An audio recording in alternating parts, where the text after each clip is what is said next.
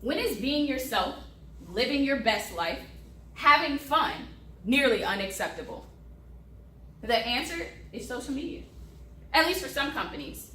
Social media platforms like MySpace and Facebook started as a way to express yourself, but also as a way to keep up with your friends, near and far, current, old, but also meet new ones. From a business perspective, the social media presence maintained by employees should align with the values of the business. For example, recently, an employee for Hilton Grand Vacations, Tom Shan, took to Facebook to express his hatred for Florida State University's head football coach, Willie Taggart.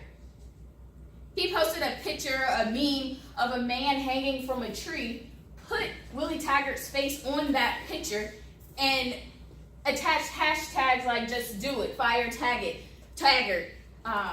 "Lethargic Stupidity" to express his hatred. So when questioned by another Facebook user, Shan said that this was how far he was willing to go to get rid of Taggart. The picture states, "Believe in something, even if it means sacrificing everything or sacrificing your rep." So this is the hatred that people have on social media. However, it's their social media. So it's important to note that for the most part, policies and procedures of companies do not control a person's behavior. However, the enforcement of these policies do. Soon after Hilton Grand Vacations was made aware of this post, the employee was suspended from his job. However, after much backlash from the public, the notice of an investigation by the district attorney, the company went on to end their relationship and fire Tom Shan. Today is different. Today, it can be career-ending if you are your full true self on the internet.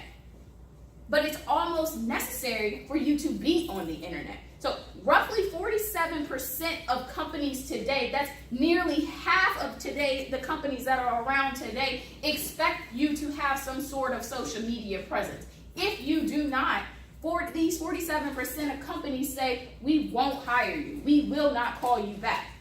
So that's nearly half of the companies that are around today will not give you a call back if you do not have some sort of social media presence.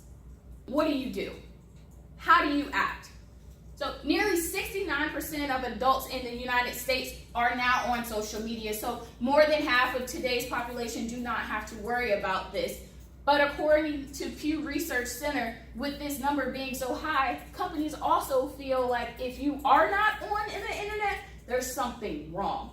The question becomes, why don't you have a social media profile? What are you hiding? So this number grows even higher when we talk about people between the ages of 18 and 29, or millennials in the United States. Nearly 86% of this group has some sort of footprint online. So the question is it fair? Is it fair to those people who are not in the 18 to 29 age group? Because social media plays such a role in the workforce, some people feel like it's the easiest way to not be negatively affected by posts on social media is to not be on social media. To maintain my job and make sure that I'm not offending the next person, some people feel like I'll just stay away. So we go to the answer being no, it's not fair, but it's right. Or is it? Do companies have the right to say social media policies, to put in place social media policies for everyone? Should companies train their employees to a certain code of conduct that extends beyond those office doors? Or should the social media conduct stay within those office doors? Does it really matter what someone is posting online? According to Forbes, the answer is yes. Without a clear social media policy, companies risk being embarrassed, legal issues, or even public humiliation. Employers should make sure that their employees understand that there is a thin, blurred line between personal and professional life on social media.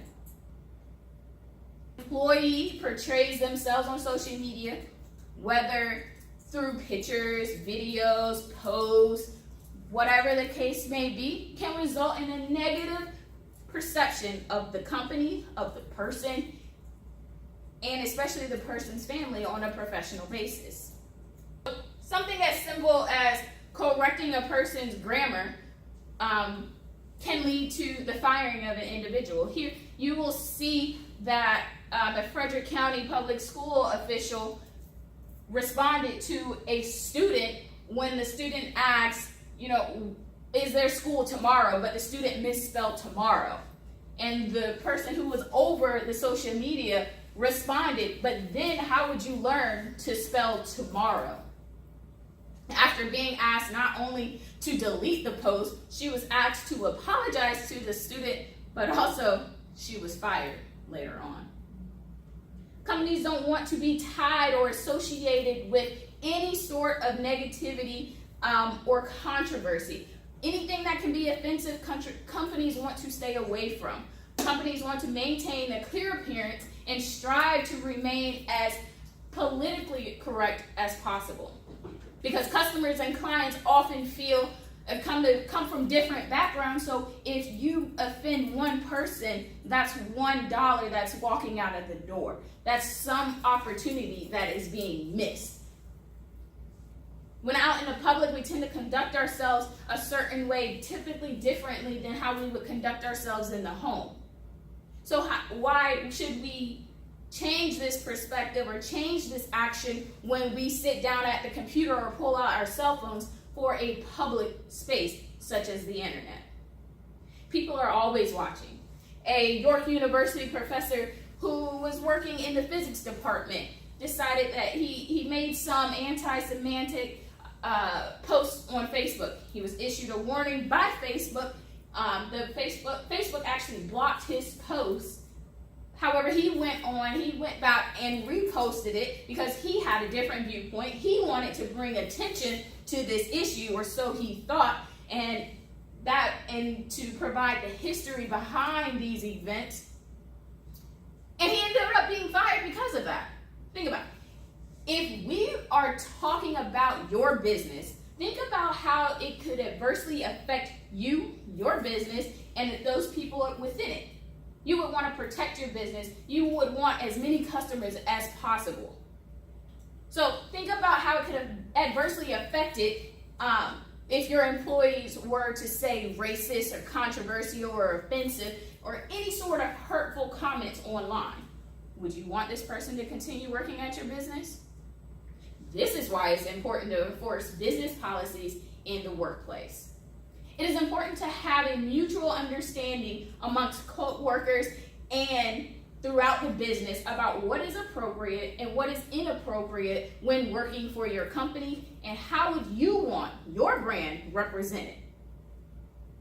When policies are enforced, businesses are likely to appear more inclusive. People are more likely to tend to your business and patronize your business. And it looks more professional. If we can all be on one accord, that's great. For a clear understanding as to why it is best to think of social media as a public forum or public space, you want to put yourself in a position of how would this affect me? Today, social media should be treated like the public domain it is. It may be safer to not be friends with some of your coworkers. It may benefit you to even block some people from seeing your profile. But the best way to behave on social media, because we do need social media at the end of the day, is to avoid posting controversial topics. You see, be mindful of the pictures that are being posted online, but also the pictures that you are being tagged in. We often forget about the pictures that other people post or the things that other people might tag us in that still appear on our profile. So it's important to not only know your organization's and your company's social media policy, but it's important to also spread awareness. Hey, don't tag me in certain things. I cannot have this. Overall, at the end of the day, you want to remember the golden rule. Treat others the way you would want to be treated, as if your livelihood depended on it.